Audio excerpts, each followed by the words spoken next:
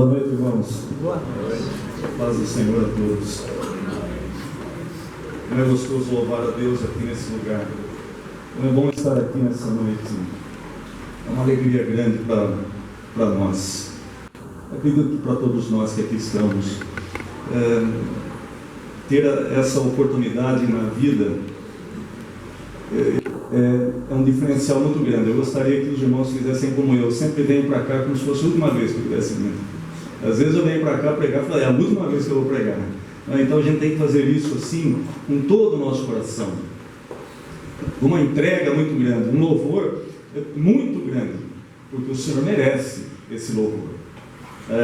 Se a gente fosse contar as bênçãos aqui, a gente cantaria aquele hino bem conhecido, né? Quantas bênçãos não contaríamos, né?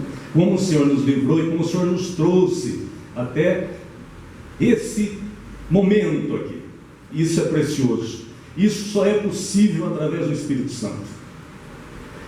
Tudo na nossa vida contribuiria para que você nunca estivesse aqui. E alguns problemas que ocorrem hoje na sua vida, aproveitando já e colocando isso dentro da introdução do tema da mensagem, que é sobre perseverança, a perseverança dos cristãos, a perseverança dos santos. Muitas das coisas que aconteceram com você, que acontecem hoje, diria alto no seu ouvido para que você não estivesse aqui, para que você estivesse longe daqui, para que você estivesse afastado de Deus. Mas isso não ocorre, e aqui você está, não importando a sua idade, a sua condição física, se os seus cabelos são brancos ou pretos. Deus te coloca aqui nesse instante para adorá-lo em espírito e em verdade, como muito bem disse o Claudinei durante a sua oração e durante o que ele explanou para nós. Então abra aí a palavra de Deus em Hebreus, no seu capítulo 3. Hebreus capítulo 3.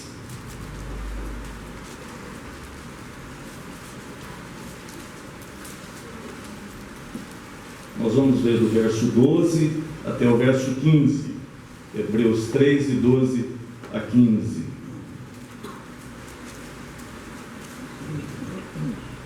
Se alguém puder, antes disso, desligar esses dois ventiladores para mim, eu agradeceria. Todos acharam? Hebreus 3, de 12 a 15. Vamos ler, vamos fazer essa leitura alternadamente.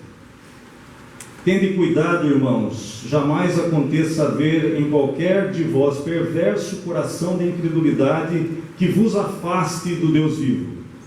Pelo contrário, exortai-vos mutuamente cada dia, durante o tempo que se chama hoje, a fim de que nenhum de vós seja endurecido pelo engano do pecado. Porque nós temos tornado participantes de Cristo, se de fato guardamos firme até o fim a confiança que desde o princípio tivemos. Enquanto se diz, hoje, se ouvirdes a sua voz, não endureçais o vosso coração, como foi na provocação. Que hoje cada um aqui possa ouvir a voz do Senhor através do Espírito Santo, não através somente da voz de um pregador, mas através da ação poderosa do Espírito Santo de Deus. Em 1 Coríntios 1,9 eu vou ler aqui para os irmãos, complementando essa leitura. Fiel é Deus, pelo qual fostes chamados à comunhão do seu Filho Jesus Cristo, nosso Senhor. Hoje, então, como já adiantei, nós vamos falar sobre a perseverança dos cristãos, a perseverança dos santos, da firmeza da vida cristã, de todos aqueles que nasceram de novo e estão ligados a Cristo. Eu sei que isso muitas vezes é um processo na vida dos que alguns estão aqui. Certa vez um homem chegou até Jesus com muito conhecimento, um teólogo, era alguém assim que tinha um conhecimento profundo da palavra de Deus, e ele foi ter com Jesus, e Jesus falou com ele: é necessário que você nasça de novo. Esse processo que para um ser humano aí às vezes dura 9 meses, tem alguns nenês vindo, é verdade? Eu ouvi dizer que sim, tem alguns nenês chegando. Nós levamos aí um tempo para nascer. Muitas vezes levamos aqui dentro da igreja do Senhor Jesus um tempo para nascer de novo. E nós precisamos nascer de novo, assim como Jesus disse isso para Nicodemos. No segundo texto que nós vemos o apóstolo Paulo, que disse isso em 1 Coríntios 1,9, que fiel é Deus, pelo qual fostes chamados à comunhão de seu Filho Jesus Cristo, nosso Senhor. Ele falou isso para a igreja de Corinto. A igreja de Corinto, meu querido, nós vamos fazer um estudo só sobre ela. Era uma igreja extremamente problemática, uma igreja com muitos problemas. Mas Paulo está dizendo que fiel é Deus que chamou a cada um de vocês. Paulo não estava naquele momento preocupado com o pecado de ninguém. Não estava preocupado com aquilo que cada um estava fazendo de certo ou de errado. A única preocupação de Paulo e o alvo de Paulo e aquilo que ele estava olhando era a seguinte frasezinha pequena que ele disse assim: fiel é Deus. Fiel é Deus, pelo qual fostes chamados. Era Deus chamando a cada um daquela igreja de Corinto. Ou achamos que a igreja de Corinto não está no rol das igrejas do Senhor Jesus? Está.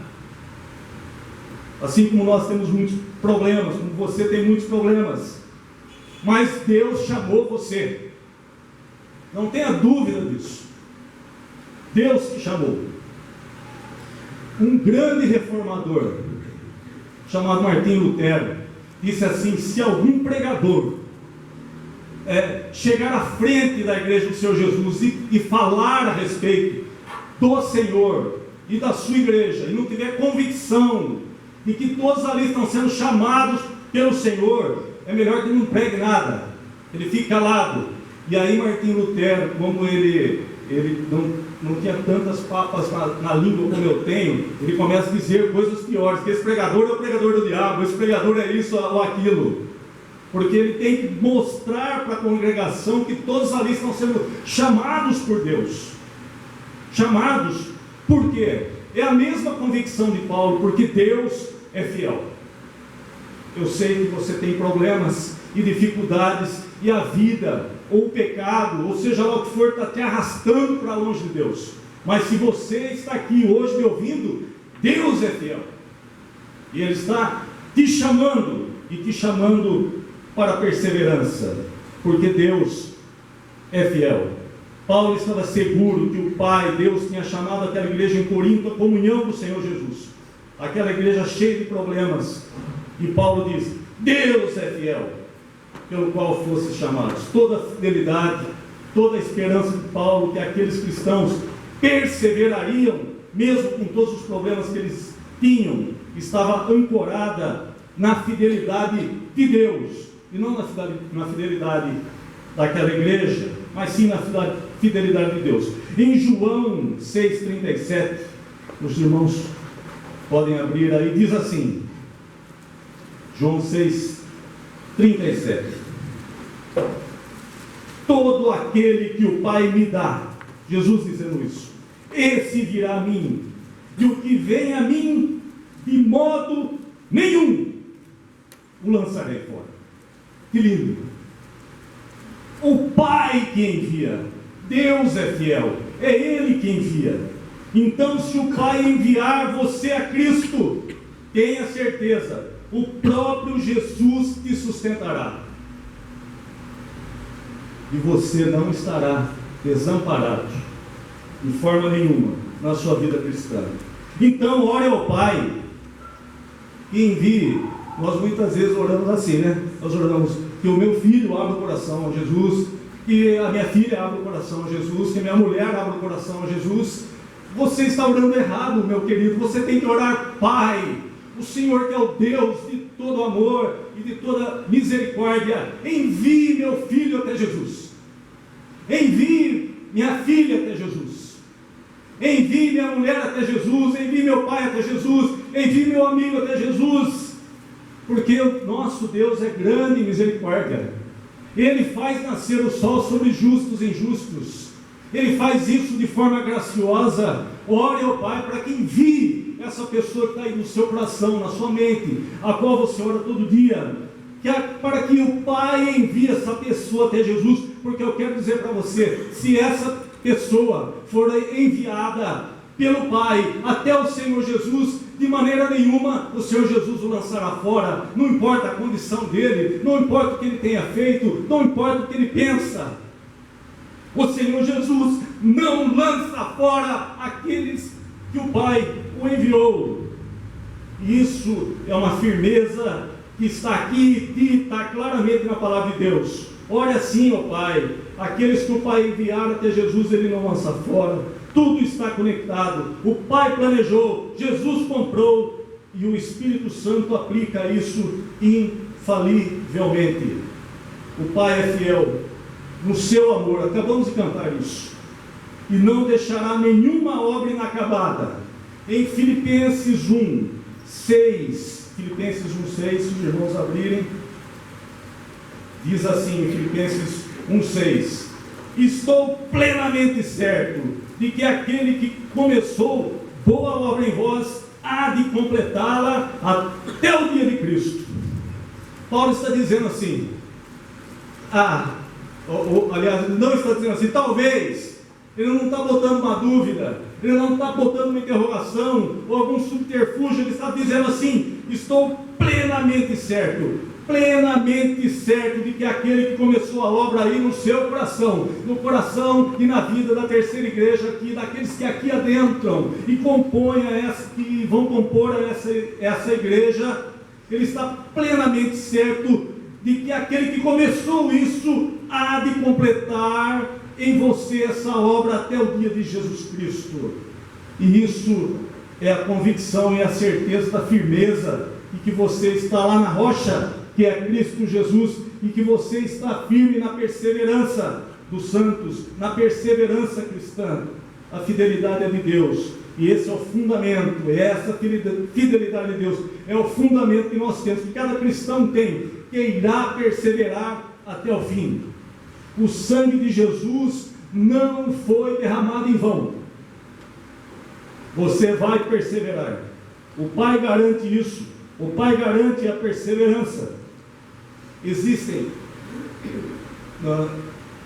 no mundo algumas ligas metálicas que são ditas como inquebráveis. Alguns aqui mexem com isso, ou que conduzem bem, né, a eletricidade. Mas algumas são consideradas inquebráveis, mas não existe essa de inquebrável. Dependendo da pressão, da temperatura exercida, milhões e milhões de quilogramas por centímetro quadrado, uma liga inquebrável pode se quebrar. Mesmo assim chamamos elas de inquebráveis, porque a gente não consegue nem aqui, nesse mundo, reconstituir uma condição para que aquilo se quebre, então nós chamamos que aqui nesse mundo ela é inquebrável. Falamos isso na área da química e da resistência dos materiais para aqueles que estão estudando, né? Falamos isso a respeito do titânio, falamos isso a respeito dos diamantes, que são inquebráveis. Mas, de uma forma ou de outra, existe um ponto de ruptura aí nesses elementos. Mas eu gostaria de mostrar algo para os irmãos, algo espiritual para os irmãos, que é inquebrável, que não se quebra. E ele está lá em Romanos 8:30. Abram a palavra de Deus aí, em Romanos 8:30. Algo inquebrável. Romanos 8:30. Fala assim: e aos que predestinou, a estes também chamou. E aos que chamou, a estes também justificou. E aos que justificou, a estes também glorificou. Significa que entre a eternidade passada e a eternidade futura, todos os que o Pai enviar a Cristo permanecerão firmes e ninguém se perderá. A fidelidade de Deus é algo inquebrável. Não é possível quebrar isso. É inquebrável. Deus é fiel. Essa é a nova aliança que Jesus chama, a nova aliança do meu sangue derramado por vós. Inquebrável. Vamos perseverar, porque Deus é fiel.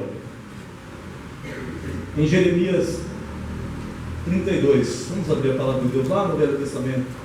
Jeremias 32, o verso 40. Jeremias 32.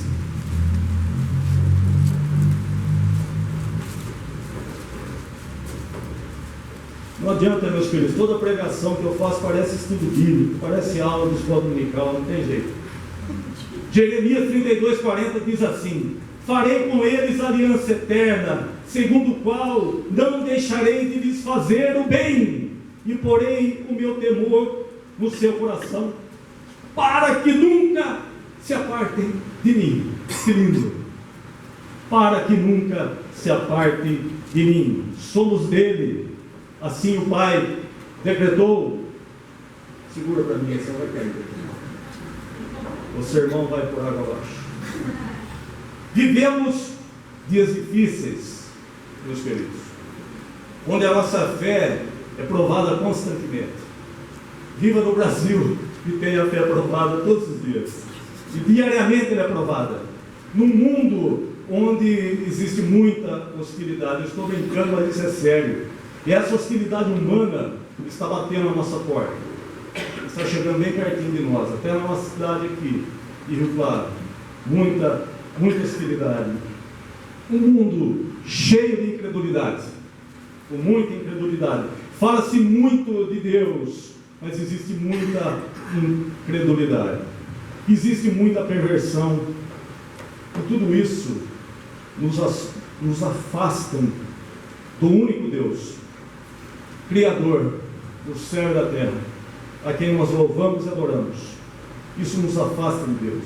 No primeiro texto que nós vemos lá em Hebreus 3, no verso 12, diz assim: tende cuidado, irmãos, jamais aconteça haver em qualquer de vós perverso coração de incredulidade, que vos afaste do Deus vivo.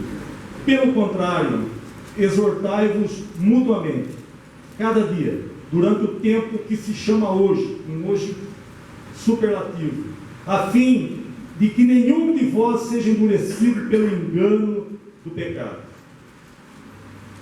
Esses versículos são reais. Esses versículos chamam a cada um de nós a nos manter perseverantes.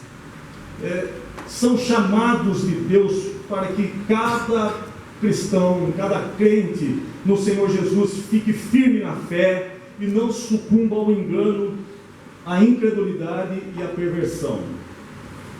Mas o que originou esse sermão, meus queridos irmãos, e queridos mesmo, eu estou falando para a igreja do Senhor Jesus, a igreja amada do Senhor Jesus. Meus queridos irmãos, querida igreja do Senhor Jesus, o que mais me chama a atenção é a forma coletiva como o escritor de Hebreus colocou essa perseverança. E isso originou esse sermão.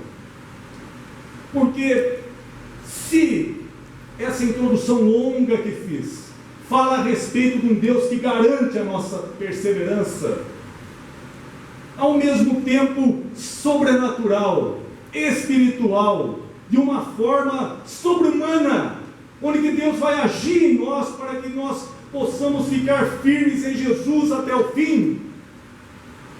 De repente o escritor de Hebreus dá um passo lateral e ele vai falar de uma forma coletiva de perseverança, quase impossível de acontecer, mas possível na igreja do Senhor Jesus, na verdadeira igreja do Senhor Jesus. É isso que eu quero falar com os irmãos nessa noite. O que mais me chama a atenção, apesar de termos uma conotação individualista da perseverança, um negócio que é entre somente você e Deus, eu e o Pai, essa perseverança parece que é uma coisa individual, mas o escritor de Hebreus não coloca assim, ele coloca de uma forma diferente, e é isso que me saltou os olhos. Apesar de termos uma conotação individualista da perseverança, ela não é tratada assim em Hebreus. Todo combate ao perverso coração de incredulidade falado aqui que nos afasta de Deus, do Deus único, é feita pela exortação mútua. A exortação mútua. Nós temos uma mania no nosso português que é muito pobre, de achar que exortação é dar dura nas pessoas, é falar duramente com as pessoas, é dizer: você está errado, olha o que você está fazendo. Mas não é assim no original, onde nós estamos lendo isso. Essa exortação não é essa que você está pensando, e ela é coletiva, e ela é tratada de forma diferente. A exortação mútua, ou seja, cada um de nós é um meio para a perseverança do outro. Cada um de nós é um meio para a perseverança do outro. A segurança eterna é um projeto comunitário, não individualista. O texto é bem claro e afirma que a proteção contra o perverso coração de incredulidade são os outros cristãos ao meu redor, falando palavras de apoio à fé em minha vida. Eu acho que eu e você estamos carentes disso. Deus projetou a sua igreja, isso que vivemos aqui, para que seus membros perseverem até o fim na fé, por meio de exortações mútuas, onde apoiamos e sustentamos uns aos outros com a palavra de Deus. Que lindo! Se fosse em outro lugar, a gente bateria palma. É muito bonito isso. E como disse, é um projeto comunitário e não somente de pregadores. Não somente nesses momentos que vivemos como esse aqui. Se seu coração está endurecido, se pervertendo, se você está se afastando de Deus, o remédio, meus queridos, pode estar aí bem pertinho de você. Pode estar bem aí do seu lado, bem pertinho de você. Aquele irmão ou aquela irmã pode dizer alguma coisa para você, para que o seu coração não se torne perverso e afastado de Deus. E essa pessoa é preparada para isso. Ela está aqui para isso, para fazer exatamente isso. Isso já é o que Deus decretou, e não somente pregadores. Primeiro, eu quero dizer aqui para os irmãos, como você não deve fazer isso. Você não apoia ninguém na fé, ou tira alguém da incredulidade, ou da perversão, com elogios. Não faz isso exaltando os predicados da pessoa. Não é assim. Isso é uma forma carnal de se fazer as coisas. Bajulando. Conhece os bajuladores? Não é assim que você faz isso. Não é dizendo para o seu irmão o quanto bonito ele está, mesmo você achando que ele não está. Ou quão cheiroso ele está, mesmo você achando que ele não está. Ou quão bem ele está, porque você quer agradá-lo de alguma forma ou de alguma maneira. Essa é a maneira carnal de se fazer isso. E normalmente é a forma que nós usamos. Odinei, que camisa bonita você está hoje, que gravata linda. Obrigado, eu fico feliz, já riu. Essa é a maneira carnal. Não façam isso. Não é assim. Nós não sustentamos o nosso irmão elogiando suas camisas, seu jeito de ser, ou alguma coisa parecida. Esse é o jeito errado, e do jeito errado eu não vou falar mais, porque isso é meramente ação humana e carnal. O que a palavra de Deus fala sobre a nossa carnalidade: mate ela, destrua ela, coloque ela na cruz, que ela morra lá. É lá que você deve deixar o seu eu carnal. É lá, preso na cruz, morrendo. Tem que viver o nosso eu espiritual. Esse é o seu verdadeiro eu. Sustentamos nosso irmão na fé para perseverar e ter um coração cheio de Deus, cheio do Espírito, cheio de fé, somente com a palavra de Deus. É só ela que pode fazer isso. Então eu só posso dizer alguma coisa que deixe o coração do nosso irmão cheio de fé, cheio de esperança, cheio de confiança e perseverante, se eu repetir para ele as coisas que estão aqui na palavra de Deus, as coisas que Deus coloca no meu coração, mas ela foi colocada em meu coração somente para dizer para ele, somente para dizer para esse que está pertinho de você. Essa é a ação da igreja, da verdadeira igreja do Senhor Jesus. A falsa igreja fala assim: como você está bonito, como você está jovem mesmo, a idade que você está, como vocês.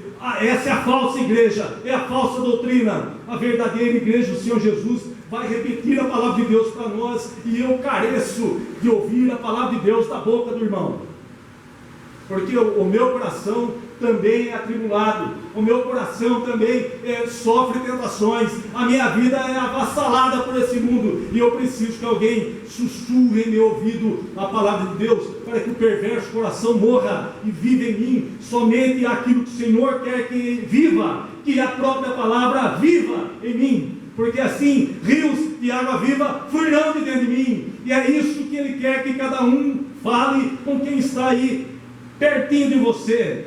E você acha que você lê a palavra de Deus só para você, que você ora só para você, você acha que é isso, e o projeto de Deus é comunitário. A palavra de Deus vem para você, para que você externe essa palavra, e não a sua opinião particular para os outros.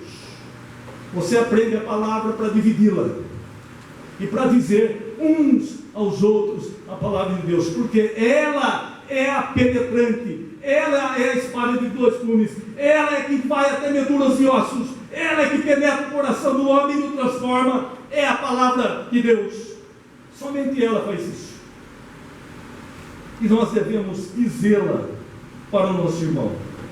Cada um de nós é um meio para a perseverança do outro, e devemos fazer isso quando? Em Hebreus está dito assim, no meio está escrevendo e tem um hoje com letra maiúscula. Vocês repararam isso? É uma ênfase, é porque é agora, é o já de Deus, é o hoje de Deus, com letra maiúscula, é o agora, o tempo presente. A perseverança é algo diário e não algo para amanhã, é a ajuda mútua também, é algo para agora e não para depois. Não adianta tentar ler, porque a minha letra é impossível, parece a discografia de Chico Xavier, só eu entendo aqui. Nossas vidas são complexas, cheias de problemas, mas eu quero não cansar os irmãos aqui e exemplificar um pouco a respeito disso, da perseverança, o modo de proceder, né? Que parece frágil, dizer assim, isso é frágil, mas não é. Deus soberanamente preservará todos os que pertencem a Cristo, e Ele fará isso através do ministério de sustentação da fé de outros irmãos na sua vida, e eu careço disso, eu preciso disso, você também precisará, e precisa hoje. Deus te colocou como marido de alguém. Então, marido, eu tenho algo para te dizer. Viva a vida comum do lar, com discernimento e tendo consideração para com a sua mulher, como parte mais frágil. Tratai-a com dignidade, porque sois juntamente herdeiros da mesma graça de vida, para que não se interrompam as vossas orações. Alguém sabe onde está isso? Está aqui na palavra de Deus. Busque e procure esse versículo. Não vou falar onde está. Busque e procure. Está aqui na palavra de Deus. Maridos, viva a vida comum do lar. Pare com esses pensamentos. Pare com esse perverso coração. Pare com essa situação onde você não percebe que a tua mulher é frágil e você não a trata assim. Você vai estar afastando do coração desse marido, o perverso coração, vai estar afastando desse marido o pecado. Agora, se eu chegar para ele, dar alguns conselhos assim de homem para homem, é duro mesmo, a mulher não é fácil, é difícil mesmo, a minha também é assim. A gente tem esse costume, isso é carnalidade, E isso é palavra de Deus. Viva a vida comum do lar com discernimento, marido, e tendo consideração para com a sua mulher, que isso é pesado para os homens aqui. É assim, eles da mesma graça de vida, para que não se interrompam as vossas orações, para que as suas orações possam ser ouvidas. Em Gênesis 2,18 diz assim, esse eu vou falar um detalhe que todo mundo sabe. Disse, mas o Senhor Deus, não é bom que o homem seja só. Farei uma auxiliadora que lhe seja idônea. Mulheres, digam isso umas para as outras. Idoneidade, auxílio. Seu marido precisa muito de você. Afaste o perverso coração de você. Seu marido precisa muito de você. Você já trata ele como uma criança, eu sei. Você dá tudo para ele, lava a roupa, faz tudo. Mas seu marido precisa de discernimento, precisa de um auxílio espiritual. Seu marido precisa ouvir da sua voz, da voz da esposa, a palavra de Deus, porque isso choca o marido. Contra fatos e dados não há argumentos. Nós falamos isso humanamente. Se a tua esposa falar com você a palavra de Deus, você não contesta. É impossível contestar a palavra. Mulheres, conversem com seus maridos com a palavra de Deus no seu coração e na sua boca. Como precisamos ouvir a palavra uns dos outros. Aqui está o remédio para a nossa incredulidade, os nossos altos e baixos. A bajulação mútua não leva a nada. A palavra de Deus nos leva à fé. Deus não planejou o casamento para substituir a igreja. Ele não planejou famílias para substituir amizades. Todo homem casado precisa de outros homens crentes na sua vida, outros homens cristãos que o ajudem. E assim nós devemos ser uns para com os outros. Devemos estar atentos para com isso. Uma forma de nos sustentar. Talvez nós vamos passar o ano inteiro e não vamos falar nada disso um para com o outro irmão, ou somente vamos falar aqui em momentos de pregação. Então nós estamos em dívida uns para com os outros. Toda mulher casada precisa de mulheres cristãs em sua vida, e não de bajulação. Os jovens precisam de outros jovens cristãos em sua vida. Os jovens são assolados. Nós vivemos a pior época para ser jovem na história da humanidade. É a pior época. Os jovens precisam de outros jovens cristãos em sua vida. A igreja de Cristo, comprada por sangue, é a nova família espiritual. Pessoas solteiras, casadas, velhos, jovens, ricos e pobres, todas as etnias se encontram aqui, na igreja do Senhor Jesus. O casamento é temporário, a paternidade, olha que forte isso, a paternidade é temporária, mas a igreja, a família da fé, essa é eterna.